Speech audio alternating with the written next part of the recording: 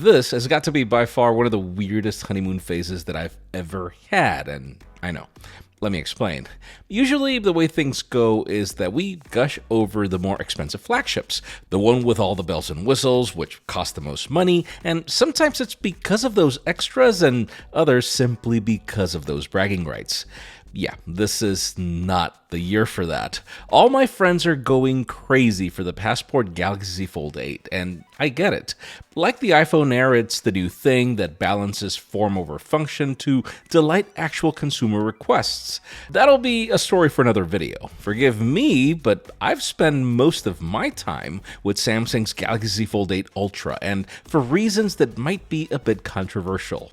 I'm Jaime Rivera, and let me tell you how my first week went, sponsored by SUPCASE. Stick around to learn more about how SUPCASE solves one of my biggest complaints with this phone.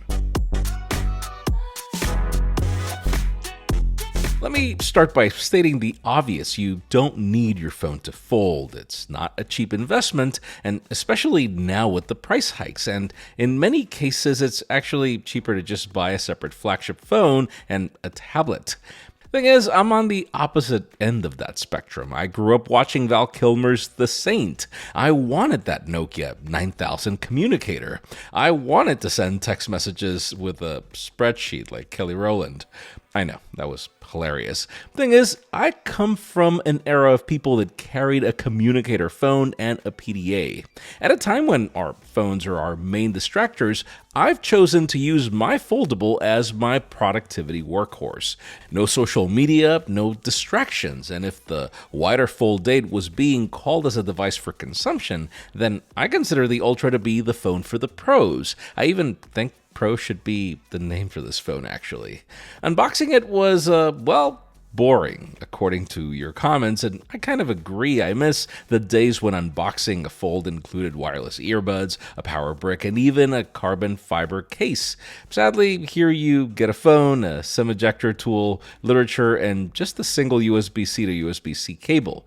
That's pretty much it. Now, setting it up was probably the most pleasant experience that I've had with a non-pixel smartphone in a while. We've actually seen Google and Samsung work closer together since Rick Osterloh took over, and it seems that's permeated even to the setup process. You scan the QR code, and the moment you tell the phone that you're restoring from another Galaxy device, it picks Smart Switch instead of Google's Restore, and therefore I was done in a lot less time than usual. As a result, after pulling my applications, messages, call logs, and settings, I was left with a literal clone of my previous Galaxy Z Fold7. Like, seriously, bravo for making that easier. So, does it look and feel like last year? Yes and no. I mean, next to the Z Fold 7, all you have are colors to tell them apart. Though I'll admit these new colors are more elegant. Actually, the entire finish is now fully matte around the edges, and this violet shadow color is really good at hiding fingerprints. Also, holding this phone feels entirely different. Remember those curved edges of the Razr Fold, which made it easier to handle? Well, the new beveled edges have some elements of that. As a result, this phone feels less sharp in your hands, which I think is a smart move considering it's not meant to be a small phone. By design, it brings the gravitas of a phone that's more than just a consumption tool. Squared instead of wide means more real estate for it to be a regular phone when closed and a multitasking beast when open. Like a standard iPad, it's meant to be more of a squared notepad, which is one of the reasons losing essentials like the S Pen are quite a contradiction. That one foldable that just beat others at including stylus support now happens to be one of the only few that doesn't support an active pen. Like, seriously, a complete irony. But then the contradictions just continue to mount up. I'm sorry, but while making this phone a complete feat in engineering with how thin it's become, the Samsung vertical camera motif turns into a table wobble nightmare. Whether you touch it or not, it'll rock, and that rock will wear the material over time. This phone is definitely yelling for a case, and for that we have today's sponsor, SUPCASE. I already showed you all the rugged versatility of the UB grip in my hands-on video, which I recommend you watch. That said, if you're looking for a more minimalistic approach that brings modularity and protection, have a look at their new UB stand. We're talking of an adjustable metal kickstand that helps you prop your phone either vertically vertical or horizontal with ease. That stand also doubles as a strong magnetic attachment that's compatible with all kinds of MagSafe accessories, and listen, even with its compact look and feel, it still provides military-grade protection that adds an anti-slip grip along with 4 anti-collision corners. That ensures your device is protected for falls up to 15 feet, and yep, this even includes the hinge and the camera module. It offers a built-in tempered glass screen protector that's smudge resistant. It comes in multiple accent colors to fit your taste, with this full transparent one being my favorite. Best of all, once you look into these price points matched with all you're getting, I think you'll understand why SUPCASE remains an easy recommendation. Thanks to SUPCASE for sponsoring this video. You'll find links to these cases in the description. But then, let's talk about things that make this phone unique from others. If I were to compare it to, say, the Razr Fold, Pixel 10 Pro Fold, or heck, even the Oppo Find N6, this is actually the most powerful. See, tucked in, we have the Snapdragon 8 Elite Gen 5 for Galaxy, which is actually the overclocked version of the chip.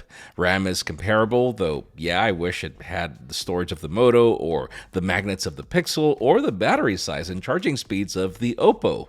What's important is that Samsung seems to have finally woken up. The company is now taking advantage of silicon carbon technology for both endurance and charging speeds. So hey, it is an upgrade when it comes to internals for sure.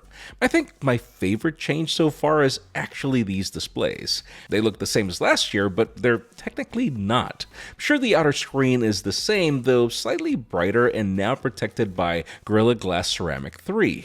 The inner panel is really the bigger story, now actually bringing more pixel density at 422 ppi, which is actually something the company didn't really mention. It includes a new flex titanium technology that minimizes the crease and makes it feel like glass when you touch it. And yeah, the anti-reflective coating is super welcome in day-to-day use. You can even feel more of a satisfying spring on the hinge when you fully open it. I mean, even if this is not a content consumption phone, I love it mainly because horizontally the speakers end up in the better placement. Inspirational, and the added thinness makes it far more comfortable. Now, One UI 9 on top of Android 17 is one of those things I need to test more because it's a lot, and some features might not be ready until launch. What I can tell you is that Samsung has changed some of the visuals, like a persistent Google search bar at the bottom that can also double as a finder menu to spare you the swipe down. Galaxy AI now has some changes in features like Now Nudge, giving you proactive insights to your communications, though that seems to be something that's coming a little later because I don't really see any changes. Custom cards on Now Brief have proven to be pretty useful, as pollen levels are important to me given my allergies, but the standard widget doesn't really give you this data, so that's pretty nice. And then there are the integrations with Google, like Gemini Notebooks being pre-installed on this phone to help you organize your ideas, or task automations now supporting more services that are far faster now with Gemini 2.5 Flash, and less in your face as the automations are running in the background. You're gonna actually laugh, but I think my favorite feature so far is how good Quick Share is with AirDrop. Seriously, it's crazy fast, and I finally don't need to go through the crazy hoops of sharing photos with a Mac or someone else's iPhone. I'll keep you posted on my final experience with everything else in my review later, but overall, I have to admit that my experience using this phone has been great. It's almost like the ideal experience that I wanted with the Z Fold 7 that I didn't really get. Endurance has gotten fantastic with great charging speeds. Phone calls and data reliability are also better in ways that I can't really describe, though I think my favorite is just the overall execution of One UI 9, how snappy it is, and how deeply Samsung has connected with Gemini and other Google services. Seriously, this squared form factor with a keyboard just continues to be my favorite use for a foldable. Now, probably the most controversial part about this phone is the name and these cameras. I mean, the primary sensor is the same as the S26 Ultra, but that's really about it. Everything else is either an S26 Plus or worse, at least in paper, but the results are a different story. I actually like what I saw in the first batch of photos that I took, and that says a lot.